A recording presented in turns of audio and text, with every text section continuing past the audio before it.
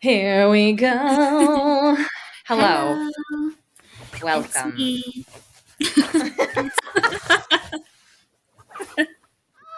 Hello. It's me. Can you guess who it Uh, is? can you guess who? I'm Olivia, And I'm Amy, and this is and this is Girls Girls Gone Gone Spooky. Spooky. Oh, Um, beautiful. so beautiful. So, okay, we're back with another holiday episode. It's really like dealer's choice. Yeah. Is it Valentine's Day still? Maybe. Is it Mhm. President's Day now? Also, maybe. Yeah. It's both. So it's like a Mhm. double down kind of holiday episode, which means the summer I met David is coming to a close. Oh my The gosh. fifth and final part. And then, of course, Amy also has a story, and it is very topical. So, Yes. I have should no we just idea how David will dive in? wrap up. I didn't finish it. Okay. I'm So, excited. um me too. Okay. Are we ready? Yes. Are you first? I am first. Wonderful. And I'm trying to think the best way to recap part 4.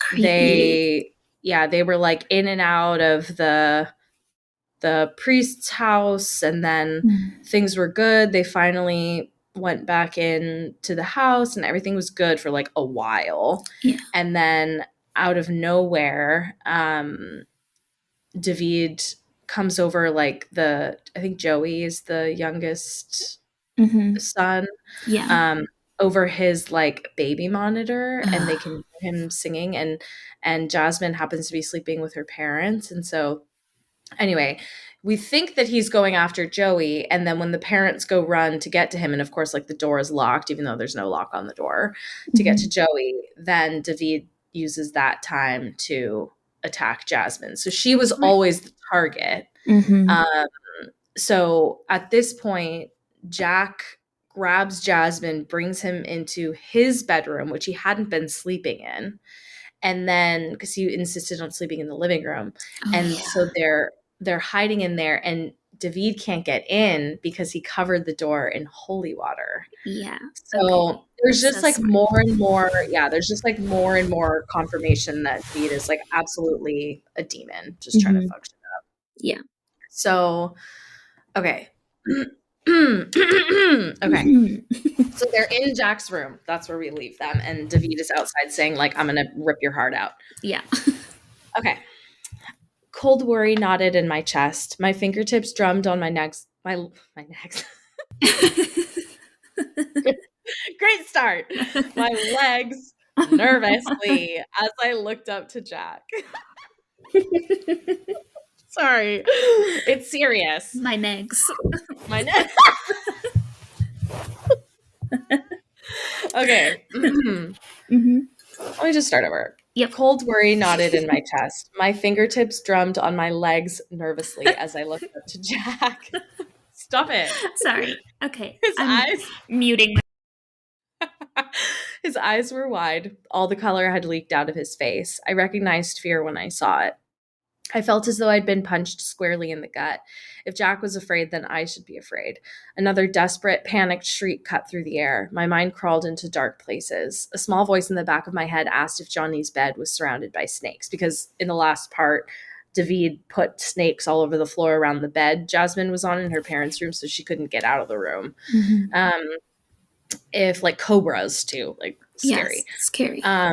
Yeah. If David's serpent-like tongue flicked at the air just inches away from him, if David was singing fucked up versions of nursery rhymes to him just as he had to Joey and I.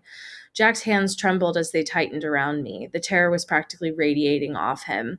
My mouth gaped, my eyes were wide and filled with tears that streamed down my cheeks. I pleaded with God to save my brothers, to do something, anything at all, so they wouldn't die in their rooms. Also, sorry, one very important piece of the end of part 4 is so Jack gets her out. They get in Jack's room. David's like screaming, thrashing at the door, trying to get in, but he can't. Like making all these threats. And then Johnny, the other brother, screams in his room. Mm-hmm. So the parents are in with trying to get to Joey. Johnny is like just waking up, whatever. And now clearly David is like fucking with Johnny to try to lure Jasmine out. Mm-hmm.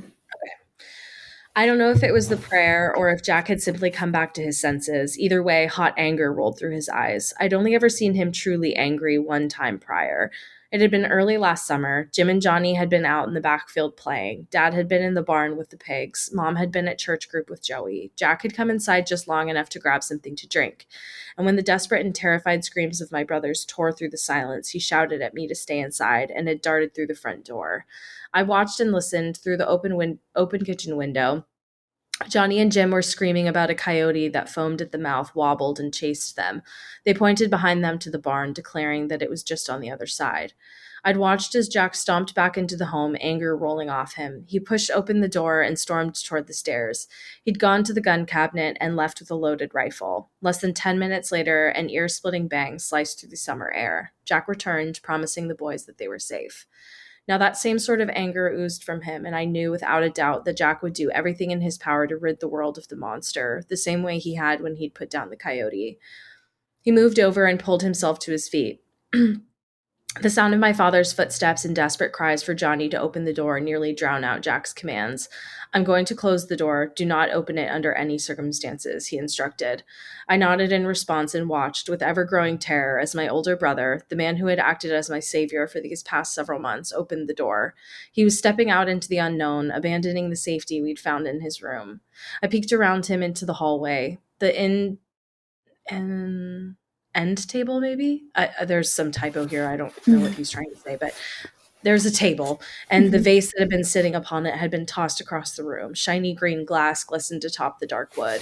My father stood before the door, barefoot, both socks soaked in blood as he banged against the door, desperately calling the names of his sons.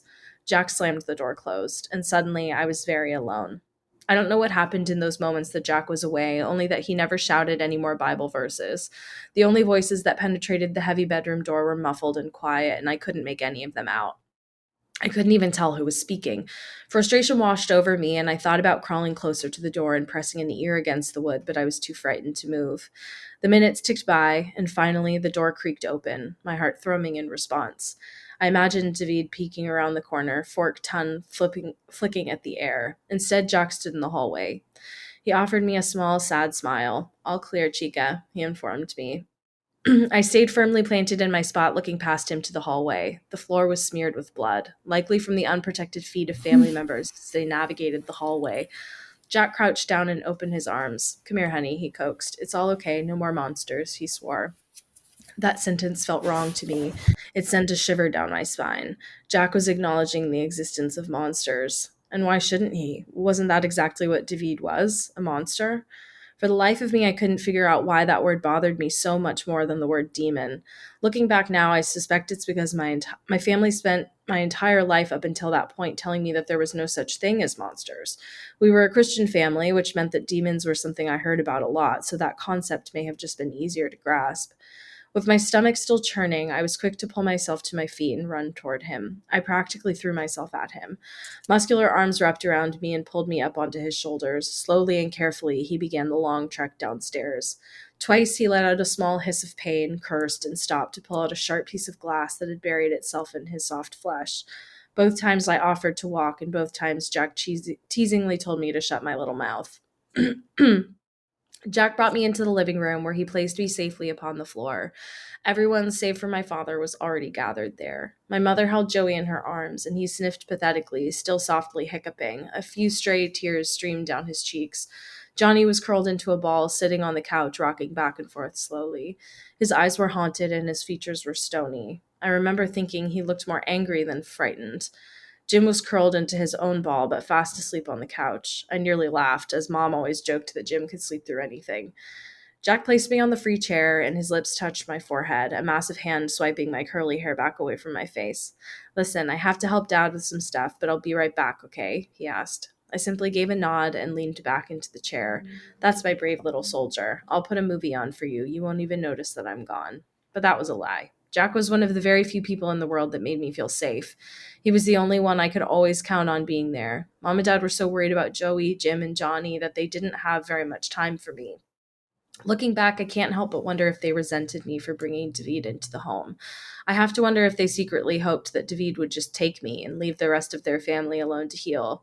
Mommy and the boys are right here if you need anything. Call me if you need me. I nodded one more time. Pleas for him to stay danced on the tip of my tongue, but I bit them back, reasoning that if Jack said he'd be back, then he would.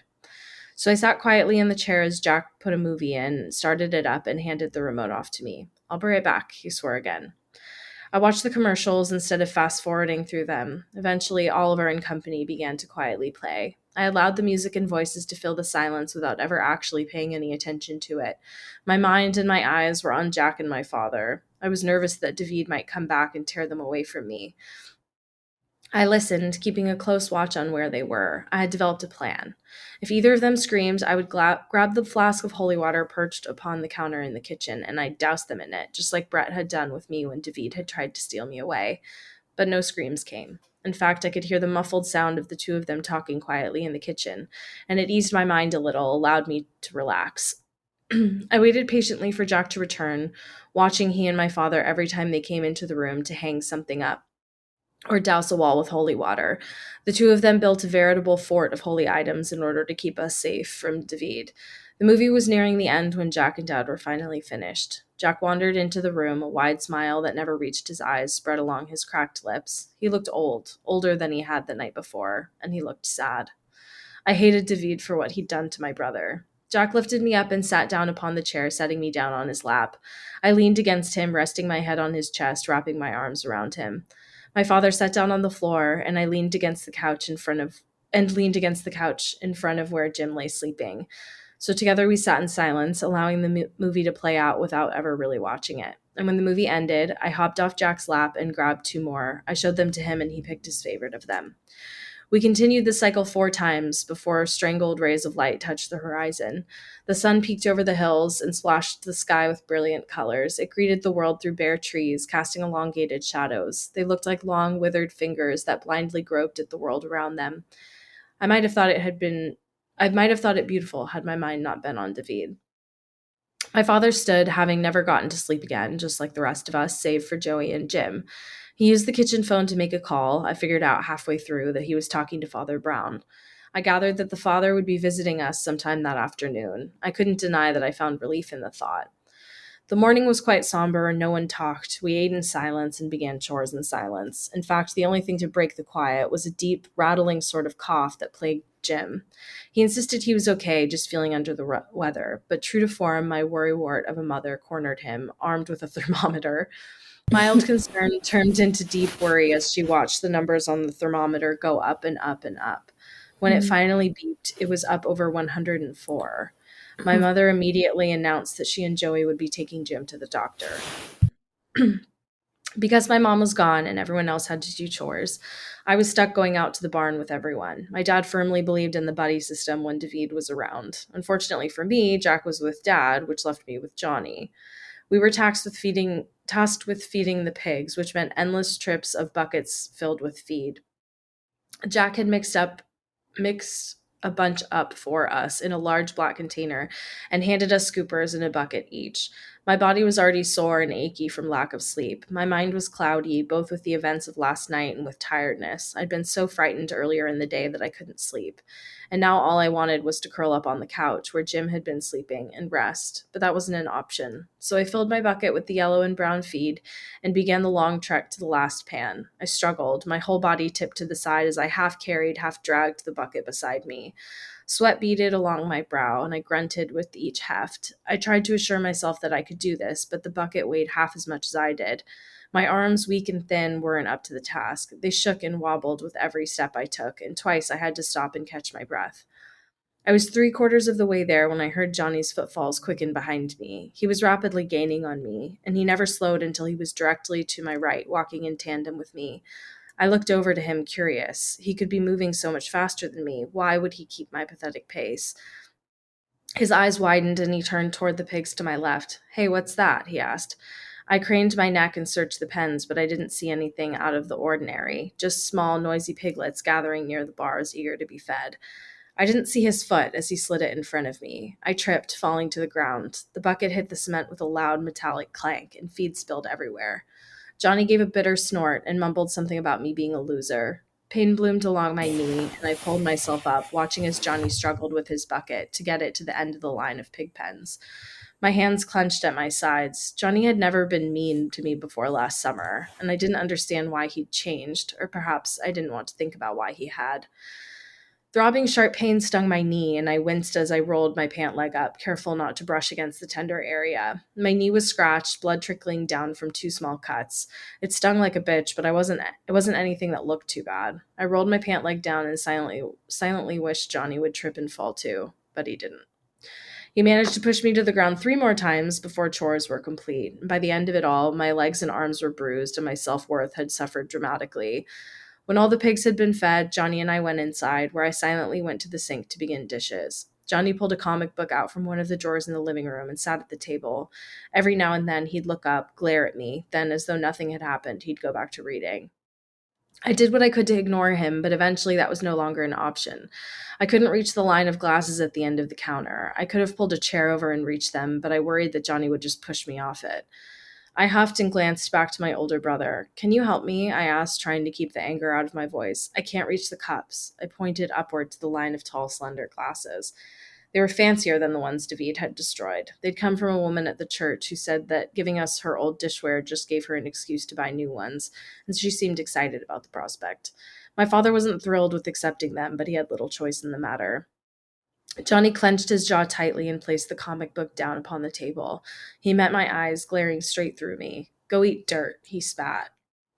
I pursed my lips and pulled. He's such a little Yeah, jerk. he's so rude. Yeah, it's awful. I pursed my lips and pulled the step stool out from the closet. I kept a good eye on Johnny, who never moved his place. Instead of pushing me down, he resorted to tossing angry, berating words at me. I wanted to cry by the time Jack and Dad wandered back inside. Dad went directly upstairs to clean the glass off the floor and then to shower, while Jack stayed downstairs. Jack looked like hell. Big bags rested under his eyes. He kept stretching and yawning, but all the same, he showered and returned to the kitchen, clothed in something clean. He pulled the refrigerator open and looked at me with brilliantly green eyes. Despite being tired and probably just as scared as the rest of us, the smile on his lips never faltered. Looking back, I understand now why his eyes were puffy and red. He'd been crying. I suppose he'd decided sometime between the time we left the house for Father Brown's and then that he wouldn't let us see him cry anymore. Hey, sweetie, he chirped. I completely missed the sad undertone if there was one. You hungry? He asked, pulling piles of things out of the refrigerator. I'm thinking of making scrambled eggs or maybe a BLT. I haven't decided. Either of those sound good? I shook my head, not trusting my voice to stay level if I answered him. Despite my best efforts to act normal, Jack saw straight through it. What's wrong, Jazzy? He asked, concern carved deep into his features. I broke down. I cried and told him about how Johnny had pushed me down, how he'd mumbled under his breath every time something mean and terrible about me, how he spent most of our time in the kitchen hurling insults at me. Irritation swept over Jack, and he placed everything back in the refrigerator and walked over to me. Right there in the middle of the kitchen, he sat down and pulled me into his lap. His giant hands swept my curly hair away from my face, a thumb wiping away the few traitorous tears that streamed down my cheeks. It took him a long while to speak, but when he did, he offered me the best bit of advice I'd ever received. Listen here, Jazz, he began playfully. His tired eyes sparkled with something close to mischief. Johnny's only mean because he's jealous. He's a pansy. He cried when David went into his room. He hid under his blankets. I know because that's where I found him, curled up in a ball, hiding under all 4 of his blankets. He didn't run. He didn't call for help like you did. He just hid and cried. He's just jealous that his little sister is braver than he is, he said with a wink. Just remember, when people are mean to you, that's about them, not you, okay? I nodded, using my palm to wipe my eyes. Suddenly, Johnny didn't seem so big, and he didn't seem so scary. I hugged Jack, thanked him for being so nice, and scurried off to the living room where I sat in front of the television again, waiting for Jack to join me. The 2 of us curled up on the couch together, and he had brought with him a BLT that he desperately tried to get me to try, but I refused. I had very little interest in food at the time. It didn't take long for him to give up and eat the sandwich himself. I leaned into his side, watching The Fox and the Hound, until my eyelids grew too heavy and I could no longer fight off sleep. I slipped into sweet oblivion. My eyes opened reluctantly against the burning light outside. A loud, barking, hoarse sort of noise cut through the silence, making me jump up and latch onto Jack. Jack, I whispered, my voice urgent and frightened. Jack, wake up! I think he's back. Jack's eyes flew open and he jumped up. At first he looked dazed, but ready for a fight. The sound cut through the silence again, and I watched as the tension in his shoulders melted away. It's just Jim, he assured me before pulling me up from my place. We walked into the kitchen where my curious eyes landed on Jim, who sat at the table coughing into his hand. A horrible, deep rattling noise shook from deep within him. He winced away in pain and rubbed his chest. Hey, dude, Jack said, a faint smile perched upon his lips. You sound like crap. Thanks, Jim answered, his voice slightly annoyed. That makes me feel all kinds of better. Jack's smile widened. That's my job, he teased. Jim rolled his eyes and pulled his sweater tighter around himself, his thin arms wrapped around his frame, trying to conserve his heat. His cheeks were pink and his eyes were glossy. It had been a long while since I'd seen anyone this sick. In fact, I thought the last time I had been when Johnny had gotten pneumonia. What'd the doctor say? Jack asked, hiding the worry in his eyes and voice. I was too young to pick it up at the time, but looking back, it was definitely there. It's a viral infection, Mom answered with a sigh. Nothing they can do as far as medicine goes. We just have to keep him on Tylenol to keep the fever at bay and go back in 2 days if it doesn't break, she answered. Jack nodded. Probably just a cold, he decided, but all the same, he placed a hand atop Jim's head, ruffling his hair. Jim swatted his arm away. How's the throat? Feel like you can choke down some orange juice? The vitamin C will do you good, he reminded him. Jim simply shook his head, moaned, and leaned down to rest his head on his folded arms. Don't be such a drama queen, Johnny said from across the room. It's not like you have pneumonia. Jack shot daggers back to Johnny. You, he said, stabbing a finger in his direction. You leave Jim alone. He doesn't feel well. And if I ever hear about you shoving Jazzy around like that again, I'll kick your ass. You understand me? He barked. Johnny rolled his eyes, mumbled something that sounded a lot like go fuck yourself under his breath, and headed back into the living room, where he collapsed onto the couch reading his comics. Mom and I got to work making homemade chicken and noodle soup for Jim. She prodded me throughout the process, asking me more and more about what Johnny had done. I was honest, and while she seemed annoyed, she never said anything to him. Lunch came and went. Jim picked at the soup, never actually eating anything. Instead, he stirred it and lifted some in the spoon, only to let it dribble back into the bowl. He waited, head balancing on the palm of his hand, elbow planted firmly upon the table, until everyone else was done. Can I go lay down? He asked, eyes on my mother. Yeah, honey, Mom answered with a nod. Just go to the living room. Irritation swept over his features. Anger flashed through his eyes for a split second before he wiped it away, replacing it with a pained expression. My bed's a lot more comfortable. Can I sleep up there instead? Dad shook his head. Not alone, buddy, he answered. I watched as his hands curled into fists, his teeth gritted, and his nostrils flared. Then can someone come with me? He pressed on, voice far less friendly. Please? I'm so tired and I'm achy all over and I just want to sleep. The couch is so uncomfortable. There's no way I'll get to sleep in there.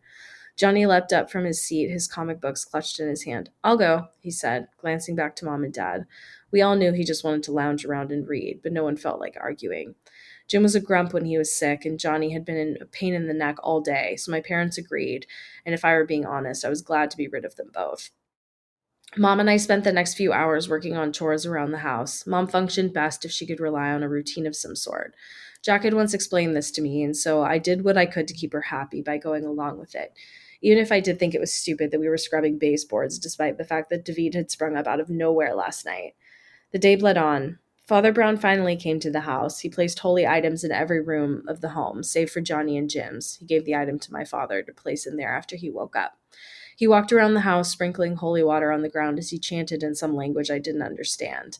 He had us gather and hold hands. Together we said several prayers. Finally, when we were done, Father Brown said with a certain level of confidence that if David were still around, he would have reacted. Soon enough, he announced that he had to go. Mom offered him dinner, but he declined, explaining that he had an appointment he had to make. He asked that we contact him if anything more happened and offered to allow us to stay with him if need be. My parents thanked him, but my father assured him that at least for now, we would stay where we were. My father was and still is a very stubborn man, a man who, as it would seem, would rather put himself in harm's way than accept kindness and charity. The days dragged on and Jim got worse. He never came out of his room, but Johnny reported that he would lay on the bed, shiver, and moan in pain. My heart ached for him. Jack and I would routinely bring him food and juice, but he never touched any of it.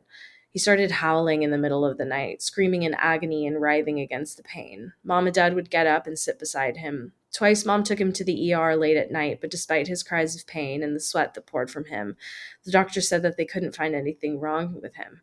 According to them, it was just a viral infection. But we didn't believe them. Things got worse and worse. His fever refused to go down for more than a few hours at once. He'd spent entire hours screaming in pain. Nothing seemed to bring him any sort of peace. It was on the third day that the fever had spiked to nearly 105. Despite having no luck with doctors prior, my mother informed us that she'd be taking him back that afternoon. She swore she wouldn't leave this time until they gave him some sort of medication. My father thought that was a good idea. She headed upstairs and we waited, but she didn't come back down. For nearly an hour, she stayed up there, my father checking on her occasionally. Jim was absolutely refusing to get up out of bed. He was complaining of pain, saying it would hurt to leave his bed.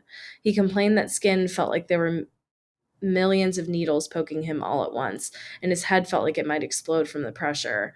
Eventually, Mom grew tired of arguing and pulled the blankets up off him, and that's when she screamed. Jack, Dad, and I ran up the stairs, and I'll never forget the sight of my older brother lying on a sheetless bed atop hundreds of dead bugs. Spiders, centipedes, flies, and other small insects lay motionless in piles all around him. They toppled over as he shifted. His hand smeared piles of them into the mattress as he squirmed. They broke into pieces, crumbling like dust and leaving streaks of black behind. "What the hell is all this?" my mother screamed. "What the hell are all these bugs doing in your bed?" The look of horror in my mother's eyes set me on edge. She was the queen of denial, always looking for a way to explain the unexplainable, always grasping at straws when something truly terrible happened. Ever since David had returned, she'd stopped. Jim only growled in response.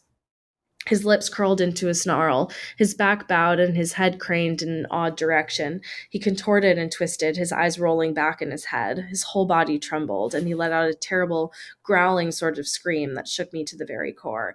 "Get out!" he cried. The top of his head and his feet touched the bed, but suddenly the rest of him bowed, lifting him off the mattress entirely. "Get out!" My father tore a silver cross from its place on the wall just outside of Jim's bedroom and dashed toward him. With a sizzle and a hiss, he pressed the metal against Jim's skin. Jim shrieked, thrashing in pain and swinging wildly in the air. His fist hit my father, sending him staggering across the room, and suddenly Jim was up and out of the bed. He dashed across the room and tore past us, running down the hall, taking the stairs 3 at a time. When he reached the bottom, he turned back to stare at us. His eyes were dark, sunken, and hollow. A twisted, terrible smile was plastered upon his lips. "Run, run, run," he hissed from the bottom of the stairs. "Better catch me, catch me, catch me, catch me." With that, he sprinted into the kitchen where we'd left Joey and his pack and play. A bitter, angry laugh trickled from his lips as Jack and my father raced down the hall, above the stomping of their feet against the stairs as they chased after Jim. I heard the wail of my brother in a half-growled shout. "Hush, little baby." "Jim, you put him down," Jack roared as he turned the corner. "Don't you dare hurt him. You put him down." I'd never heard my brother so angry. Tears streamed down my face, and I looked around, desperate for someone to turn to for comfort. But there was no one. I was alone. What? There's a part 6. Oh. He didn't link it until the bottom. Let me see. Okay, wait. Okay, so part 7 is the last part. Okay. I might have to read both the next time we do. Yeah. I think we have to know. We have to know. I was like, is that really the end? No, can you imagine? It was just all happening in her head. She was alone. I was alone the whole time. Yeah. No. Okay, so yeah. Next holiday is St. Patrick's Day. Yeah. So, here we go, St. Patrick's Day. Okay. Yeah. We can just have the whole episode be dedicated to that. To David. Yeah. I love it. It could be. Oh my god. Oh, it's always like so slow in the middle and like kind of chill. You're like, what's gonna happen? I know. They leave you on a cliffhanger every time. Really, every time. Genius. All right, your turn, you little romantic spooky bit. Spooky romance. Spooky romance. Yeah, so I actually haven't even really read this one, so we'll see how it I love it. goes. But Love the vibes. reason we picked it is because this is kind of a Valentine's Day episode. So it's called I Think My Tinder Date Wants to Eat Me, which we'll Oh, see. some Army Hammer shit right Yeah, there. exactly. And this is by The Eagle Strikes, who is the Mhm. same author of the New Year's story that we read in the last few episodes. So we love him. Okay. Hell yeah. All right. It just starts. What the fuck? um, Me on every Tinder yeah. date. It's a valid question in Yeah, that truly. situation. Damn it. Um, okay, good question. Difficult to answer. Things started well. Last night, I met a girl from Tinder for drinks at my local pub. We laughed, flirted, and drank copious amounts of whatever the fuck our bartender, a pal named Chris, kept plonking before us. My Plonk. plonk. Yeah. My date was called Alexandra. She was sweet and affable, just as she had been on the app. I've had some pretty shitty experiences on Tinder, and that's why Alex seemed too good to be true. We went back to the flat that I share with Chris, and I threw the classic 3 date rule out of the window. I slept with Alex. It was a glorious night.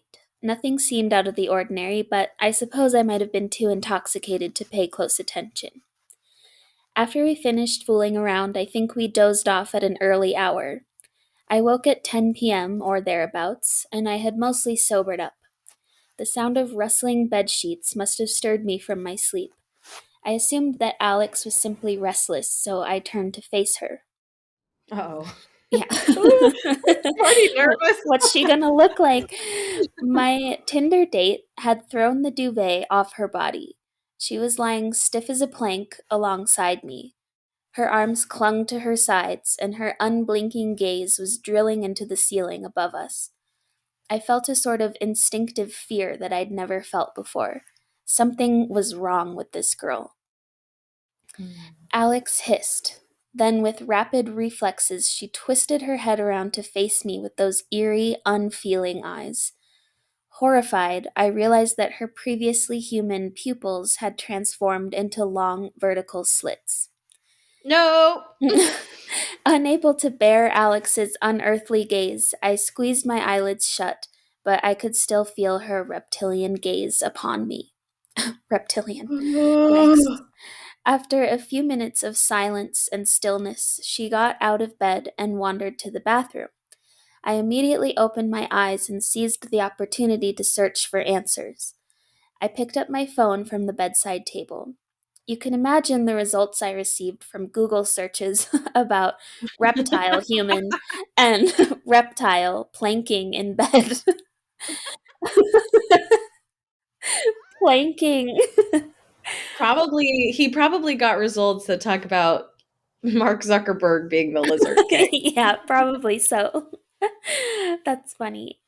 Okay, there are so many urban legends about snakes sizing up their owners before consuming them. Oh my god, wait. Jesus. As for reptilian people, there are plenty of tinfoil hat conspiracies and memes about Mark Zuckerberg. But that Yeah! was. She Yeah! knew. I knew. But this was real. I was startled by the sudden sound of a switch flicking. Alex had turned off the light to the ensuite bathroom, and the door silently swished open. Nobody walked out. Nobody Mm. walked out. Something scurried past the foot of my bed. I Oh couldn't God. I couldn't see what had made the sound, but I had a horrible hunch. Scrambling sounds followed. My mattress rocked. At that moment, I realized my deranged Tinder date was crawling beneath the bed. Nope, fuck this, I announced. I'm out. Appropriate response. Very I appropriate. I freed my feet from the duvet, clumsily clambered from the bed, clambered from clambered, clambered, clambered. Clam, clam. I can't remember. Clambered, Wait, clambered, clambered, clamber. Yeah, clambered. clambered. Okay, clambered. Why does that seem wrong? Yeah, it does. I guess because there are other words where the B is silent in that Yeah. No, situation. I listened to the pronunciation. It's clambered. Clambered. Okay. Clambered from the bed and proceeded to run towards the door. Big Quick phonics mistake. lesson, Yes. everyone. Now we know, and I'll Now never forget. I'll never forget. Okay, sorry, go No, go. it's okay. Um, Big mistake. A delicate giggle emerged from under my bed. Oh, Yikes. ooh. Before I could reach the door, twig like fingers snaked around my right ankle. That's Oh such a fuck. nightmare. I think That about is a that sometimes. I I still when I pee in the middle of the night and I get back in bed, I still kind of leap leap, yes, onto my always. So do I. like we're 30. Yeah. Like what are we doing? These things really stick with you. They Like, really do. it's, yeah, I can't break Better the safe than habit. sorry. Better Yeah, look dumb than be sorry and get yes, dragged under the bed. exactly. And isn't there an urban legend about someone hiding under your car and doing the same thing and like Yes. cutting your Achilles or Yeah, yeah, something? yeah. And then you Yes, can't yeah. move. Creepy. Yeah, so creepy. Yikes. Okay, so Yeah. twig like fingers grabbed his ankle. Like a Mhm. felled tree, I plummeted to the floor with a pained and fearful howl. I turned my head to face piercing green slits, which hung in the darkness beneath my bed. Alex hissed again. With supernatural strength, she dragged me towards her lightless lair, and I wailed at the sight of her gleaming white fangs. In a flash of movement, the abomination swallowed my foot and sunk her predatory teeth Oh my into my ankle. Whoa, I was not expecting that. Okay. no, me neither. I cried in agony. Alex started to clutch my leg, sliding it into her gluttonous gullet. My survival instinct prevailed. Oh, dang it. Okay. With my free foot, I walloped the Tinder terror in her temple. She released her fangs from my tattered flesh, unleashing a scream of pain. Whilst she had loosened her grip, I slithered my wounded foot and ankle free from her mouth. After springing to my feet, I sprinted out of the bedroom and firmly closed the door behind me. Why haven't you called the police? Astounding idea. Wow. Why didn't I think to do that? I definitely rushed straight to Reddit before trying anything else. Give me a break. I'm not a total moron, okay? There's a reason that I've resorted to this post. After escaping the bedroom, I heaved furniture in front of the door and barricaded Alex in there. Then I rang the police. They arrived in a matter of minutes. When they entered the bedroom, however, there was no sign of my terrifying Tinder date. No broken window, no hiding place. The police officers tore up the room in search of her, but they eventually gave up. I was scolded for wasting their time. I didn't. Okay. Yeah, come on. I didn't understand. Collapsing onto the sofa, I sat in my unlit lounge and tried to wrap my head around the night's events. Where had Alex gone? Mere minutes after the police had left, I received an answer. There was a whispery giggle above me. Yikes, she's still there. A lump ascended to the top of my throat and lodged itself there. I unwillingly looked up, already knowing what I would see. Alex was planking on the ceiling. My- Why? Stop playing. You creepy. I can't help but think of like the trend of planking. Yeah. It's like kind of funny, but Also obviously not in this terrifying. situation. Yeah. Um, so Alex was planking on the ceiling, much as she had positioned herself in the bed. How was she glued there? How did she leave the bedroom without anyone seeing her? I screamed, tumbling off the sofa and crawling backwards across the floor. It was clear that Alex was no animal. She was an unimaginable horror. I barreled out of the building and jumped into my car. That was 20 minutes ago. I'm currently in McDonald's. Public places seem safe. That being said, I quiver in terror at every person who so much as glances in my direction. Or worse, giggles. And then, fuck, Chris, his roommate. So Oh. I don't know if this is going to have Oh, a part fuck. 2, but this was written 7 days ago. So maybe he's working on Oh, another it's part. new. Yeah. Ooh. Yeah, Oh, I so love it. we'll Wait, see. so she didn't eat his foot. She just swallowed it and then Yeah. spit it back out. Yeah. Okay. I was like, wait, is he footless? Yeah, Like, that's go what to I was the thinking. hospital? Yeah. No, but I think he's like bitten. His foot Yeah. is Uh-oh. mangled. Yeah. Also, that Yikes. doesn't bode well. Yeah. And the comments are funny. Somebody wrote, "Bro, is she single?" It's desperate out here on the Yeah. streets, man. And then somebody also wrote, "Happens more often than you think. That's why I am not using Tinder."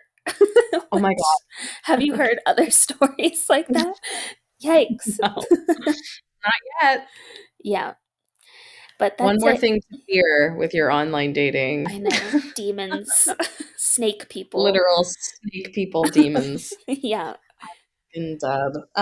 Well, what a perfect note to end Valentine's Day week and lead us Yes. into, well, for the United Statesians in our listening pool, a Mhm. 3-day weekend. So enjoy Yay. your 3-day weekend. I will not be Yes. be enjoying a 3-day weekend because fucking Canada, man. Yeah. Well, Actually, we may have another holiday that lines up. Let me see. Yeah, we do. It's okay. Family Day, baby. Family Day. Oh, Yep. that's I know, nice. isn't that cute? That's really cute. That's We're like, very dead Canadian. president. Canada's like, enjoy your Yeah. family. Oh, that's Um, nice. it's kind of cute. So yeah, okay, Yeah. I lied. I was bitter for no good reason. Yeah. I also have a 3-day weekend. Yeah. Um, amazing. Well, you can follow us on Facebook and Instagram at Girls Gone Spooky. And you can email us your scary stories, Tinder horror stories, literally anything you Yeah. want to Girls Gone, yeah, Mhm. Girls Gone Spooky at gmail.com. We will talk to you next week. And until then, stay spooky. Stay spooky. Bye. Bye.